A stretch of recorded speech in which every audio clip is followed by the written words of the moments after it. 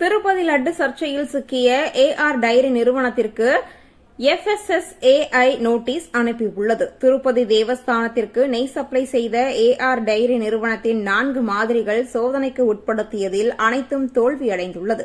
இதையடுத்து விளக்கம் கேட்டு அந்த நிறுவனத்திற்கு உணவு பாதுகாப்பு மற்றும் தரப்படுத்தல் ஆணையம் நோட்டீஸ் அனுப்பியுள்ளது.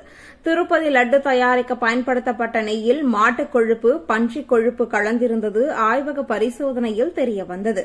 திருப்பதி லட்டிற்கு நெய் வழங்கிய 5 நிறுவனங்களில் ஒரு நிறுவனமான திண்டுக்கல்லை சேர்ந்த ஏஆர் டைரி ஃபுட் என்ற பால் நிறுவனம் திருப்பதி தேவஸ்தானத்திற்கு கடந்த 5 ஆண்டுகளாக நெய் அனுப்பி வந்துள்ளது. நெய்யில் விலங்கு கொழுப்பு கலந்திருப்பதை உறுதிப்படுத்தும் வகையில் தேசிய பால்வள மேம்பாட்டு நிறுவனத்தின் ஆய்வறிக்கையையும் தேவஸ்தான நிர்வாகம் வெளியிட்டது.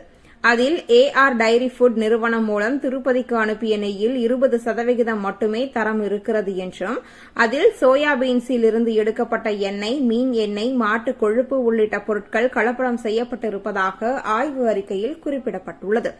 இந்த நிலையில் திருப்பதிக்கு நெய் அனுப்பிய ஏஆர் டைரி ஃபுட் நிறுவனம், எங்கள் தயாரிப்பில் எந்த குறைபாடும் இல்லை, எந்த பரிசோதனைக்கும் நாங்கள் தயார் என்று விளக்கமளித்தது. இதற்கிடையே திண்டுக்கல் மாவட்ட மாசு கட்டுப்பாட்டு வாரிய அதிகாரிகள் செப்டம்பர் 20ஆம் தேதி அந்த நிறுவனத்தில் சோதனை நடத்தினர். தொடர்ந்து அந்த நிறுவனத்தில் இருந்து வெளியேற்றப்படும் கழிவுநீரை மாதிரி எடுத்து சென்றனர். இதைத் தொடர்ந்து சென்னையில் இருந்து மத்திய உணவு பாதுகாப்புத்துறை அதிகாரி ரவி தலைமையிலான அதிகாரிகள் 21ஆம் தேதி காலை அந்த நிறுவனத்திற்கு வந்தனர். அந்த நிறுவனத்தில் உள்ள நெய் மற்றும் பால் பொருட்கள் தயாரிக்கும் இடங்களை பார்வையிட்டு சோதனை நடத்தினர்.